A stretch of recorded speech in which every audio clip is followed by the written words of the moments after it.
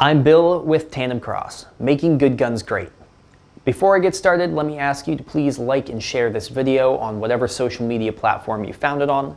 Follow us if you're not following us already on Facebook, Instagram, Twitter, Parler, and MeWe. And if you're on YouTube, please click subscribe and the notification bell so that whenever we upload a new video, you'll find out right away. Now moving on. Basically any part in a firearm that either moves or comes into contact with another part should be considered wearable. Eventually, it may break down and need to be replaced.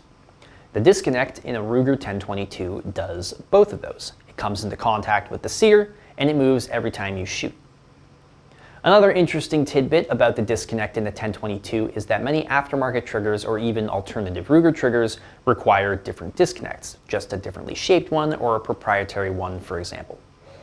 So say you swap your trigger out for another aftermarket trigger, and then for some reason you want to go back to the stock one, and now you don't know what you did with your stock disconnect. Both of these scenarios, you may need a new disconnect that looks exactly like or functions exactly like the stock one, which is where TANDEMKROSS comes in. Introducing the TANDEMKROSS disconnect for Ruger 1022.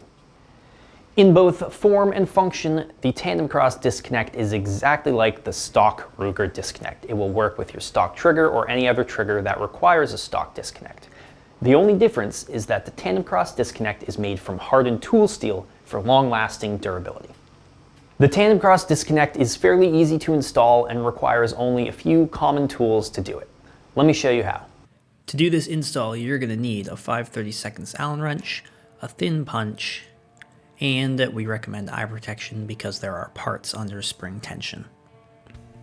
To start, as always, make sure that your firearm is clear and safe. If it is, then you can use your Allen wrench to unscrew the takedown screw and remove the receiver and barrel from the stock.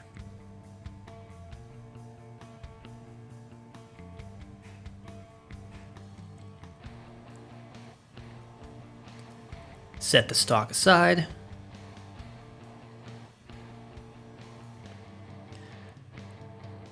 Then use the punch to punch out the two cross pins that hold the trigger housing in the receiver.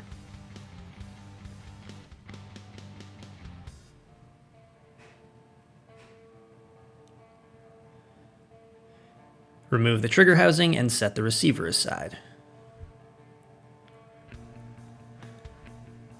Now we have a few more pins to punch out. First, you're going to want to put your fingers over the top of the trigger housing. Then use the punch to punch out this topmost pin right here. You'll feel some springs move around, but with your fingers over it, they shouldn't come flying out. Set the pin aside and set the ejector aside. Now you're going to want to make sure that your safety is set to fire and carefully, slowly let the hammer drop by pulling the trigger. With it all the way forward, you can dump out the mainspring and set that aside. And then use your punch to punch out this middle pin right here. Again, probably want to put your fingers over the top of the trigger housing. Once the pin is out, the hammer and hammer spring can come out. Set those aside. And again, put your fingers over the top of the trigger housing and punch out the trigger retaining pin.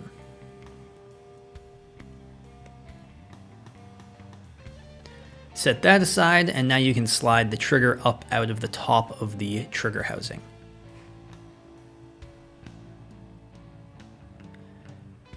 There's also this spring and detent in the back of the trigger guard. You're going to want to pull that out and set those aside as well.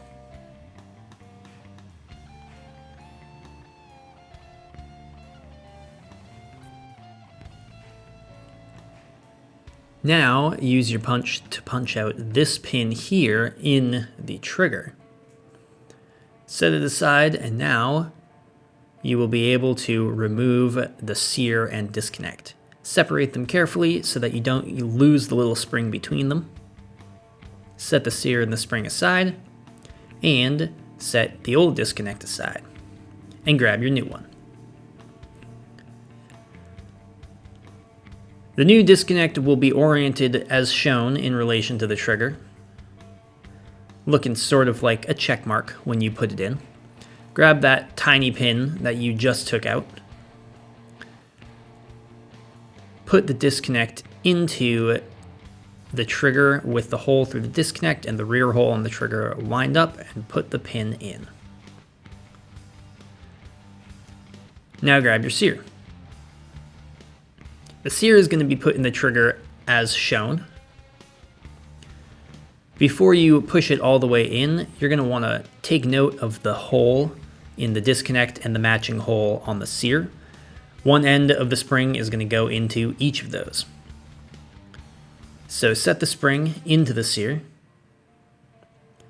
and then begin setting the sear into the trigger.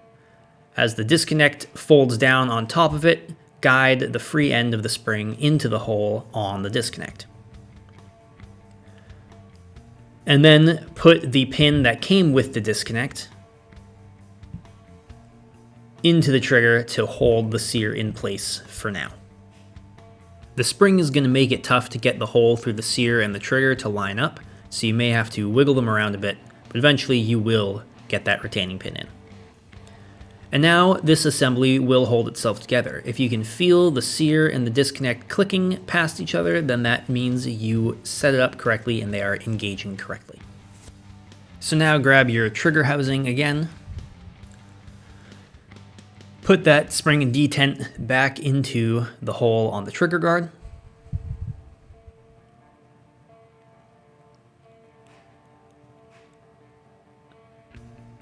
And then pull the bolt release plate up out of the way and slide the trigger assembly down into place. Make sure that the hole through the trigger and sear lines up with the hole through the trigger housing, and then grab the smallest of the 3 pins you punched out earlier and push it into that hole, pushing out the retaining pin that came with the disconnect. So now you can grab the hammer and the hammer spring. The hammer is going to be oriented as shown, with this slot in the back of it facing towards what will be the rear of the gun. And the hammer spring is going to be oriented as shown, with its loop around this bottom hole on the hammer, and the leg of the spring with this little angle in it towards what will be the front of the gun. So assemble this little bit. And then again, making sure that the bolt release plate is up and out of the way, you can slide the hammer down into the trigger housing.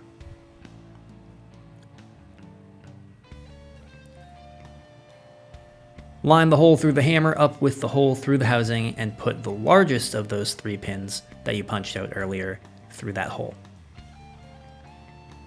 At this point, the hammer and the spring should both still be able to rotate all the way forwards and backwards freely. Make sure they're both all the way forward, and now we'll put the mainspring back in. There's this hole on the outside of the trigger housing. It's hard to see on the inside, but it goes all the way through, and there's a corresponding hole. The round end of the mainspring goes into that hole on the inside. And then the flat end of the mainspring goes into the slot on the hammer.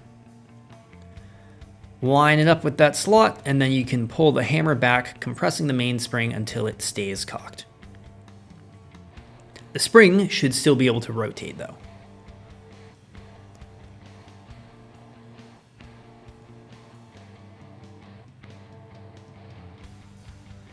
If you look at the bolt release plate, there's a notch on it that the leg of that spring will need to sit in by the time you're done assembling this.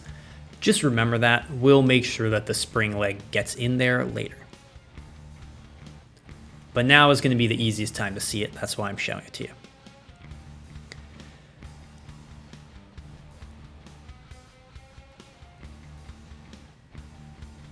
Now grab your ejector pin and your ejector. You're going to want to make sure that the ejector is aligned so that its hook is facing towards what will be the front of the gun. And then insert the pin through the housing and through this hole here in the bolt release plate.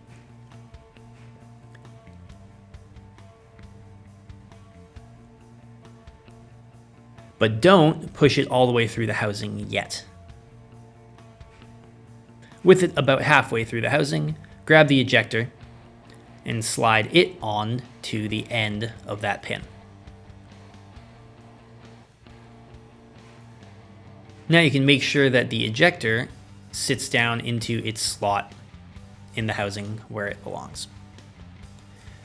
Now, grab the free leg of that hammer spring.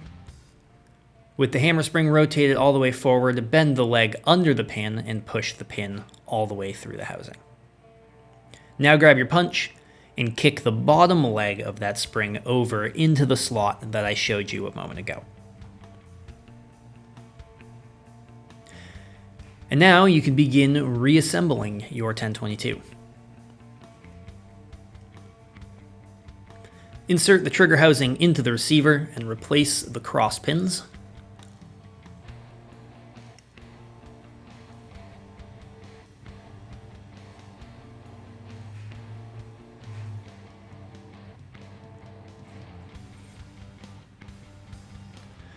And then insert the receiver and barrel back into the stock.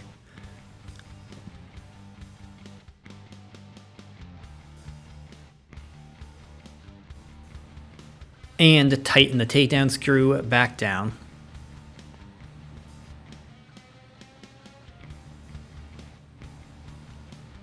And that's all there is to it. You're done. Thank you for watching. If you have any questions or suggestions about this video, be sure to let me know in the comments section, and don't forget to like, subscribe, and hit the notification bell so that whenever we upload a new video, you'll find out right away. You can also find us elsewhere on the internet like Facebook, Instagram, Twitter, Parler, and MeWe. And of course, you can find all of our products at www.tandemkross.com.